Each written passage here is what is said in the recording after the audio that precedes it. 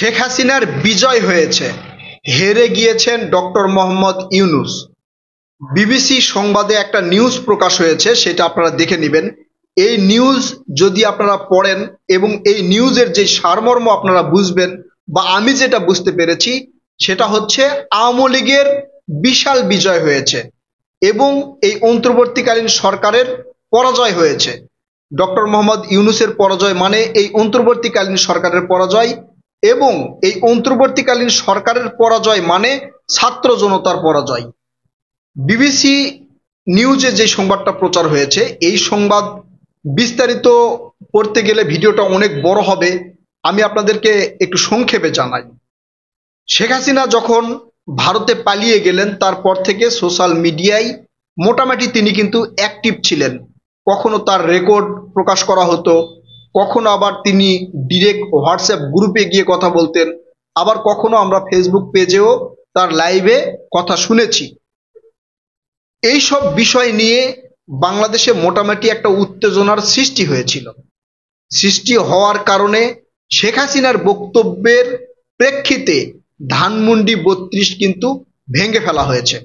যখন ধানমন্ডি ৩২ ভেঙে ফেলা হলো, তখন ডক্টর মোহাম্মদ ইউনূস ভারতের সাথে যোগাযোগ করার চেষ্টা করলেন যে শেখ হাসিনা ভারত থেকে যত উস্কানিমূলক কথাবার্তা বলবেন, বাংলাদেশে আওয়ামী লীগের যে সকল নেতাকর্মী বা এমপি মন্ত্রী বা আওয়ামী লীগের বসতবাড়ি রয়েছে, তাদের পরিস্থিতি তত খারাপ হবে।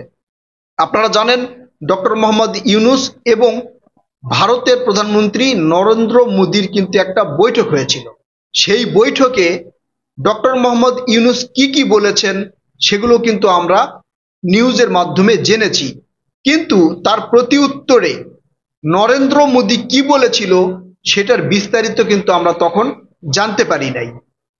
আমাদের বাংলাদেশের পক্ষ থেকে ডক্টর মোহাম্মদ ইউনূস নরেন্দ্র মোদীকে বলেছে যে শেখ হাসিনা ভারতে গিয়ে নানান ধরনের উস্কানিমূলক বক্তব্য দিচ্ছে, এই বক্তব্য বন্ধ করতে হবে, এবং বাংলাদেশ সরকারের বিভিন্ন পরিকল্পনা ভারতকে মোটামুটি একটা হুমকির মধ্যে রাখার চেষ্টা করেছিল। যেমন ভারতের সাথে আওয়ামী লীগ সরকারের সময় যে ধরনের চুক্তি হয়েছে সেগুলো বাতিল করারও প্রক্রিয়া কিন্তু চলমান রয়েছে। একটা না দুইটা বাতিল হয়েছে। আবার এই আসিফ মাহমুদ সজীব ভুঁইয়া বলেছেন ভারতের সাথে যে সকল চুক্তি হয়েছে তার 10টা কিন্তু বাতিল করা হয়েছে। কিন্তু পররাষ্ট্র উপদেষ্টা তিনি বলেছেন যে আসিফ মাহমুদ সজীব ভুঁইয়া যেটা বলেছেন সেটা সঠিক নয়, শুধু একটা চুক্তি বাতিল করা হয়েছে। অর্থাৎ মোটামুটি এগুলো দিয়ে ভারতকে একটা ভয় দেখানোর চেষ্টা করা হয়েছে যে যদি শেখ হাসিনা ভারত থেকে তার রাজনৈতিক কার্যক্রম পরিচালনা করে, তাহলে বাংলাদেশে এবং ইন্ডিয়ার মধ্যে যে একটা ভালো বিজনেস সম্পর্ক বা অর্থনৈতিক সম্পর্ক ছিল সেটা ধ্বংস হয়ে যাবে বা সেটা বাতিল করা হবে। তারপরেও কি ভারত সেটা শুনেছে? শোনে নাই। ডক্টর মোহাম্মদ ইউনূস নরেন্দ্র মোদীকে যেগুলো বলেছিল যে শেখ হাসিনা ভারত থেকে যাতে বক্তব্য দিতে না পারে, শেখ হাসিনার লাগাম যেন টেনে ধরা হয়, এবং উস্কানিমূলক বক্তব্য দিয়ে বাংলাদেশে একটা অস্থিতিশীল পরিস্থিতি সৃষ্টি করার চেষ্টা যাতে শেখ হাসিনা করতে না পারে, এই ক্ষেত্রে সাফ জানিয়ে দিয়েছেন কিন্তু ভারতের নরেন্দ্র মোদী। নরেন্দ্র মোদী বলেছেন যে শেখ হাসিনা ভারতের কোনো বন্দী নয়, কোনো রাজনৈতিক বন্দী নয়। একটা অস্থিতিশীল পরিস্থিতির সৃষ্টি হয়েছে, সেই পরিস্থিতির কারণে তাকে রাজনৈতিক আশ্রয় দেওয়া হয়েছে। সে সোশ্যাল মিডিয়ায় কথা বলবে না, কোনো জায়গায় ইন্টারভিউ দিবে বা সংবাদ মাধ্যমে কথা বলবে, সেটা তার ব্যক্তিগত ব্যাপার। সেটা ব্যক্তি শেখ হাসিনা হিসেবে সে তার কার্যক্রম চালিয়ে যেতে পারবে, এতে ভারত কোনো হস্তক্ষেপ করবে না। এবং ভারত একই সাথে বলেছেন যে শেখ হাসিনা ভারতে যাওয়ার পর থেকে তার ব্যক্তিগত মোবাইল ফোন শেখ হাসিনার হাতে আছে বা শেখ হাসিনার সাথে আছে, সেটা তার কাছ থেকে নেওয়া হয় নাই। সেই ক্ষেত্রে ব্যক্তি স্বাধীনতা যেটা রয়েছে শেখ হাসিনা সেটা করতে পারবে। এখন এই যে ডক্টর মোহাম্মদ ইউনূস নরেন্দ্র মোদীকে যে কথাগুলো বলেছে, তার প্রেক্ষিতে যে এই কথাগুলো নরেন্দ্র মোদী বা ভারতের পক্ষ থেকে বলা হয়েছে সেটা কিন্তু আমরা খুব একটা জানতে পারি নাই। আমি একদমই জানতে পারি নাই এই বিবিসি নিউজ প্রকাশ হওয়ার আগে। এখন তাহলে কি এখানে স্পষ্ট হচ্ছে না যে আওয়ামী লীগের বিজয় হয়েছে। আবার আরেকটা কথা যদি আপনারা শোনেন একদম অবাক হয়ে যাবেন। শেখ হাসিনার সাথে যে সকল বাংলাদেশ থেকে আওয়ামী লীগের নেতাকর্মীরা ভারতে পালিয়ে গেছে তাদের অনেকের সাথে সরাসরি কিন্তু শেখ হাসিনা দেখা করেছে, সশরীরে দেখা করেছে। এছাড়াও শেখ হাসিনার পুত্র সজীব ওয়াজেদ জয় আমেরিকা থেকে ইন্ডিয়াতে এসে শেখ হাসিনার সাথে সরাসরি দেখা করেছে। এই ক্ষেত্রেও ভারত কোনো হস্তক্ষেপ করেনি বা কোনো বাধা দেয়নি এবং আওয়ামী লীগের নেতাকর্মীদের সাথে বসে আলোচনা করেছে, কথাবার্তা বলেছে, সশরীরে একত্রিত হয়েছিল তারা, সেই ক্ষেত্রেও ভারত কিন্তু বাধা দেয়নি। এটা আওয়ামী লীগের জন্য বিশাল বিজয়। এই জন্য বলছি, ভারত বাংলাদেশের সাথে সুসম্পর্ক বজায় রাখতে হলে বাংলাদেশের অনেক কথা কিন্তু ভারতকে শুনতে হবে, না হলে ভারতের সাথে যে সকল চুক্তি হাসিনা করে গিয়েছে সেগুলো কিন্তু বাতিল হয়ে যেতে পারে বা বাংলাদেশ সরকার বাতিল করে দিতে পারে। সেই ভয় কিন্তু ভারত করেনি। ভারত বন্ধুর মতোই আওয়ামী লীগের পক্ষে দাঁড়িয়ে শেখ হাসিনাকে সাপোর্ট দিয়ে যাচ্ছে।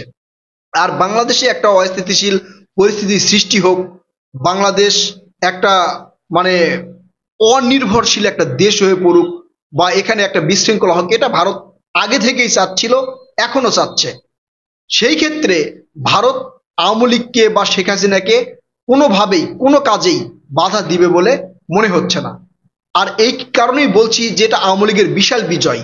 আওয়ামী লীগ এই যে গত 16-17 বছর ধরে ভারতের সাথে যে সম্পর্ক তৈরি করেছে, ভারতকে যা দিয়েছে তার ফল কিন্তু এই আওয়ামী লীগ পাওয়া শুরু করেছে বা শেখ হাসিনা পাওয়া শুরু করেছে। এখন এখানে প্রশ্ন হচ্ছে যে এইটা কি চলতেই থাকবে? যদি এটা চলতে থাকে তাহলে ভারত থেকে বাংলাদেশের আওয়ামী লীগের যে রাজনীতি সেটা কিন্তু শেখ হাসিনা পরিচালনা করবে। এখন এটা যদি, যেহেতু ভারত বলেছে যে এটা ব্যক্তি স্বাধীনতা, এবং এই কথা বলার পরে শেখ হাসিনা আন্তর্জাতিক গণমাধ্যমে কয়েকটা ইন্টারভিউ দিয়েছে, ইমেলে প্রশ্ন উত্তরের মাধ্যমে দিয়েছে, আবার লিখিত কিছু ইন্টারভিউ তিনি পাঠিয়েছেন। অর্থাৎ আওয়ামী লীগের যে কার্যক্রম ভারত থেকে শেখ হাসিনা করতে পারবে সেটা কিন্তু স্পষ্ট। ভারত সেই ক্ষেত্রে কোনো ধরনের মানে হস্তক্ষেপ করবে না বা বাধা দিবে না।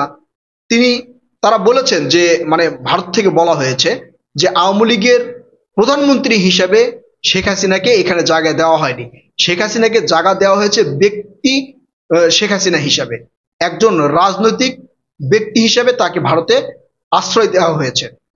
এই ক্ষেত্রে তার স্বাধীনতা তিনি পালন করতে পারবেন বা একজন রাজনৈতিক আশ্রয় পাওয়ার পরে তার যে সকল অধিকার বিভিন্ন দেশ থেকে পেয়ে থাকেন সেটাও ভারত থেকেই পাবেন তিনি। এই জন্যই বলা হচ্ছে যে এটা আওয়ামী লীগের জন্য একটা বিশাল বিজয়। যদি ভারত কোনোভাবে বাংলাদেশের সাথে সুসম্পর্ক টিকে রাখতে শেখ হাসিনাকে দমিয়ে রাখার চেষ্টা করত তাহলে এটা আওয়ামী লীগের কিন্তু পরাজয় হতো। এখন সেইটা যেহেতু করছে না, সেটা আওয়ামী লীগের বিশাল বিজয়। এবং এই অন্তর্বর্তীকালীন সরকার ভারতকে এই যে বিভিন্ন চুক্তি বাতিল করার হুমকি বা ভারত থেকে বিদ্যুৎ না নেওয়ার হুমকি বা ভারতে ইলিশ না পাঠানোর এই ধরনের যে হুমকি, এগুলো দিয়েও কিন্তু কাজ হলো না। তাই এই অন্তর্বর্তীকালীন সরকার এই ক্ষেত্রে কিন্তু পরাজয় বরণ করেছে।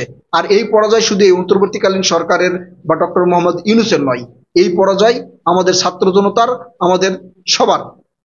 এখন যদি বাংলাদেশে কোনো রাজনৈতিক দল ক্ষমতায় আসে তাহলে শেখ হাসিনাকে দমিয়ে রাখা সম্ভব হবে বলে আমি মনে করি। কারণ ভারত মনে করছে যে এই অন্তর্বর্তীকালীন সরকার আজ আছে কাল নেই, 2 দিন পরে থাকবে না, ও তার পরবর্তী যেই সরকার আসবে সেই সরকার কি বলবে সেই সরকারের সাথে ভারতের একটা সুসম্পর্ক প্রয়োজন।